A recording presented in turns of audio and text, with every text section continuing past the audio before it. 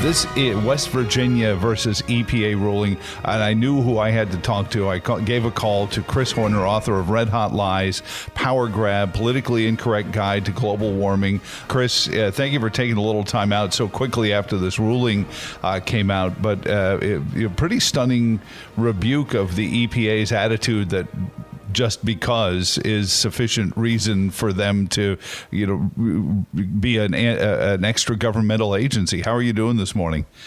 I'm great. Thanks, Joe. And it was reading Justice Kagan in her dissent, just briefly, it was more than just because. The doctrine that the U.S. EPA was hoping to get away with is apparently called the seriousness doctrine. You and I think in the past, I know privately have discussed this mindset of outcome-based jurisprudence. But the little guy should always be big business, whatever the issue was, rather than whatever the issue was. And that's just to oversimplify it. But in this case, Justice Kagan said, look, climate change is really serious. So, it's climate change. Oh, you said climate change. Why didn't I'll tear up this musty old document and we'll proceed with whatever these folks wanted to do. This was important, obviously. The Supreme Court has had to rebuke not just the Environmental Protection Agency, but as it made clear in its opinion, Justice Roberts wrote it, and it was a 6-3. And it made clear that there's I forget the wording, but it was really quite nice. There's a very troubling pattern of agencies claiming to have seized on never before discovered powers in long extant statutes to do what they wanted to do. Mm-hmm. And the court was finding it rather tiresome. And there was, I think, point 2A of the opinion was, yes.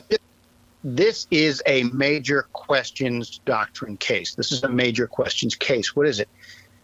Justice Scalia put it really well. Congress doesn't hide elephants in mouse holes. And that's what and as the court pointed out in its ruling this week, is so often the case. From the OSHA vaccine mandate to the national eviction moratorium to numerous, for years now, since this was really articulated in 2014, agencies just keep saying, oh, I found the authority here between the sofa cushions, when Congress give it to them. Right.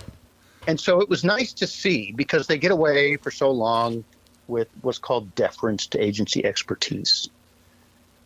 For the court it's really getting up on its hind legs and saying, hold enough. There's no authority here. And we let that go quite a lot. Mm-hmm. And in this case, the U.S. EPA was seeking to be the sole arbiter of how Americans get their energy. And there's no evidence that Congress ever gave them that authority. But they're claiming it, and as the dissent pointed out, because, this is serious. Right. Well, in Roberts, and very long and not nearly as exciting as some of the other rulings, but as you read through it, he just takes them out to the woodshed and just starts rattling off instance after instance in that second portion of the finding.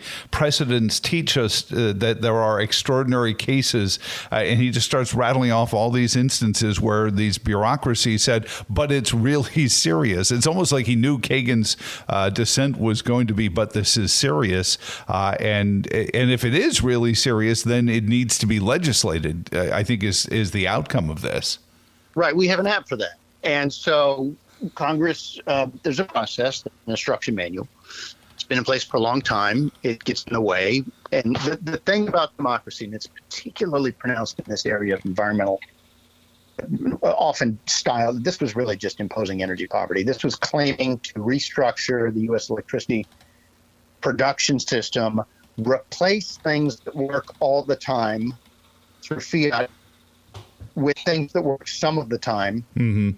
And as we've seen, there are human impacts and economic and national security and social from pricing energy out of the reach of people. And that's what this was about. But when you style it as environmental, it's particularly pronounced that people just don't like the idea that democracy, you don't always get what you want. You don't always get everything you want. You don't get everything you want right away.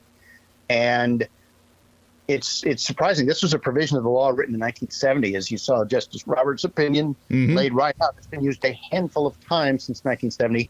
Never anything like this, because it wasn't written for this. And he pointed out in a pretty pungent paragraph on, I think it's page 6, and still in the sort of preamble, he's saying, and the court takes note of the fact that this agency discovered this never before unknown authority to do something that Congress has contemplated on numerous occasions and rejected every single time, cap and trade. And they said, we noticed that after Congress has denied you what you want to do time and time again, you've decided that you found authority to do it anyway. Well, then probably Congress didn't need to go through those exercises, did it? We're seeing a nice repositioning of authorities here, and you need to go a lot further. All of this mischief sprung from a 2007 case, Massachusetts versus EPA, which launched all this. And environmental protection agencies are going to try this again and again, unless and until it's finally extinguished. This opinion went a long way to saying you keep trying to do something that Congress has never given you authority to do. And we've said it on several occasions. This time we're saying it more firmly than ever. So it was very welcome. It's going to be, I think, a very influential opinion. But the thing that everybody needs to really take away from it is just think about those three: the moratorium on evictions, the OSHA vaccine mandate, and this major questions issue is becoming very, very prominent.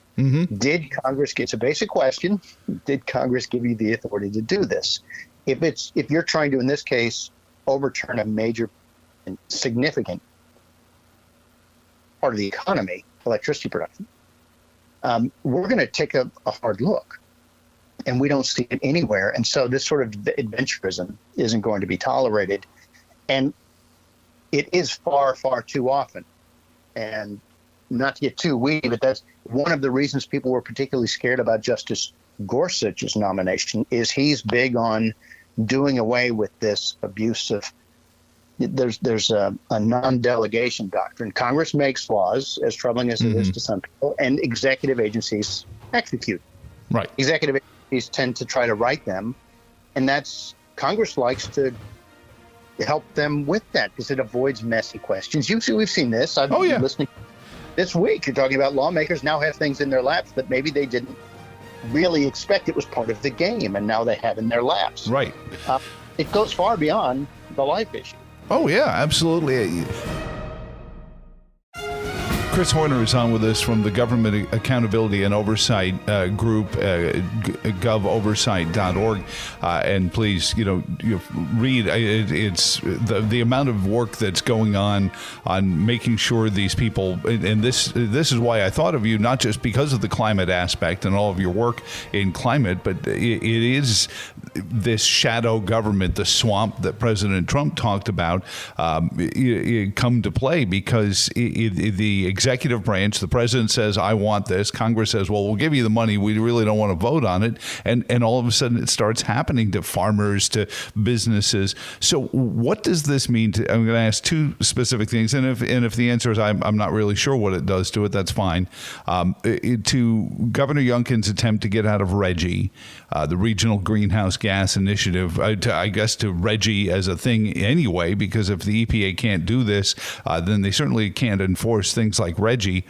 And then this bugaboo, this misadventure of this offshore wind farm, because the ocean is going to decide when it's far enough away from Virginia that it really won't be caustic to steel and milled metal, and we're going to put all these windmills out in the middle of the Atlantic. What does this ruling do to those two issues here in the Commonwealth? Specifically, likely nothing. And that RGGI is an interstate compact, and I think that's the way you have a federal argument about this. But after all these years, no one has pressed that. That's something else. So this idea that states can enter compacts, but for the most part, you need Congress's approval. That too has fallen by the wayside. The idea that the lawmakers need to get involved. So I think what the most notable, I don't know, implication of this case, Virginia versus EPA, on those matters you mentioned is the trend I mentioned. There are waves, okay, just like politics and jurisprudence, and there's an awakening that things need to be authorized, and possibly statutory language needs to be taken seriously, and not a general, say the OSHA statute has a go forth and do a general duty, go forth and do good, but most laws don't. And of course, that's an invitation to administrative mischief. What does that mean? Good in whose eyes, et cetera. Well, let's take a look at the language. What did the legislature actually authorize? So, Reggie, obviously, that's a sticky wicket. What did the legislature authorize here? That won't be affected by this case. Okay, but it is nice to see. I think there's, and it's years long. It's far beyond this term. This growing awakening that we're going to re-examine the various rules. We have a separation of powers. I know it troubles people if the particular issue bothers them one way or the other, but we have it. It's increasingly being taken seriously. But the reason it's being taken seriously so increasingly in these high-profile decisions is because, as the court pointed out in its climate change opinion, or it really wasn't a climate opinion, it was an EPA run-amok opinion, was that agencies have been of late, and let's say the last few decades, I mean, it's really a strong passage, agencies have been going a little crazy with this idea that le tête c'est moi, and they're not. Okay. And so that, I think, is a positive sign. Now, again, what the U.S. Supreme Court and the Virginia courts do are often very different things. It's why some of those cases end up before the Supreme Court. But it is nice to see. You opened our discussion by mentioning this term of the court and these opinions. And it's the United States Supreme Court, and there are obviously many other courts. But I think there's a bit of a trend toward examining and taking more seriously the different assigned roles that each branch has. Right. When usurps the other or steps far too outside of its lane, then you correct it, and that's hard. Is Justice Kagan's dissent concerning, especially when you hear the rhetoric coming out of both the legislative and executive branches of Washington now in the aftermath of the decision being released about blowing up filibusters so that you could get enlarge the Supreme Court, just start putting more Supreme Court justices, get your FDR on? Can you imagine? I mean, it's fairly profound to consider. When a movement that is designed to get everybody to rush, I can't describe the horror, you don't turn around, I can't even, the details to follow, come with me, we must act now. And what if the highest court in the land said, well, this is really serious. No one I know isn't very up in arms about this. And they act in that capacity on the basis of this. That would obviously be truly troubling. There are, was it somebody said the 48-hour rule with some of these stories, whether it's congressional testimony or things run in the media, courts need to take an even deeper breath. And so that, yes, my memory is failing me. I recall another Justice Kagan opinion that was similar to this, but this is really serious. Therefore, in fact, Justice Breyer wrote one along those lines this term, I think, another dissent, along the lines that, but this is a really big deal. Therefore, and while this didn't find its way into their opinions, the takeaway was inescapable. Therefore, we need to throw that rule book out. The rule book is something of a guide, right? It's living anyway. And so it's an experiment. Right. And this is another test. And so therefore we just steer it this way. Instead, that's the beauty of this living Constitution idea. Well, this is really, we must act now. Everybody hurry over here. Boy, is this bad over the horizon in Shelbyville. I can't even describe the horror. Sign here. Yeah, that's. I saw somebody on social media saying that that's a very dangerous dissent, and I it's certainly a dangerous. It's nothing that a Supreme Court nominee would advertise in a confirmation hearing. How about that? Well, for serious things, I'm afraid I can't. Yeah. Well, okay. Can we sit down and define what serious things are? He's getting confused about precedent and all this. The seriousness is the ultimate super precedent, I guess. So that's it's troubling in that we've seen it before. We've seen it in several justices. I'm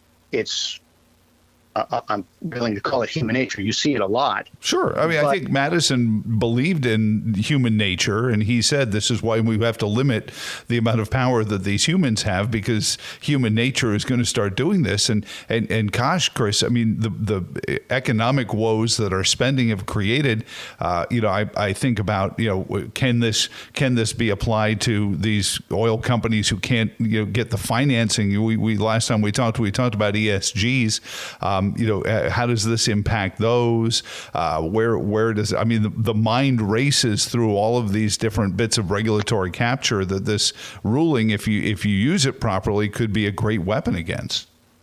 And you have to see what you're fighting against. Again, the court is very often an election issue. It certainly was when President Trump ran in 2016.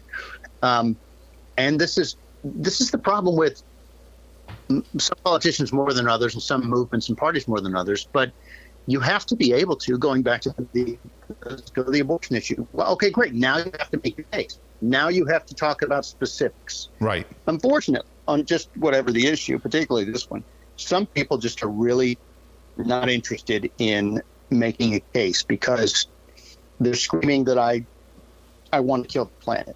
Did you see the big crowd that follows Joe Manchin around and heckles him and so on? I'm just going to have to find a way to.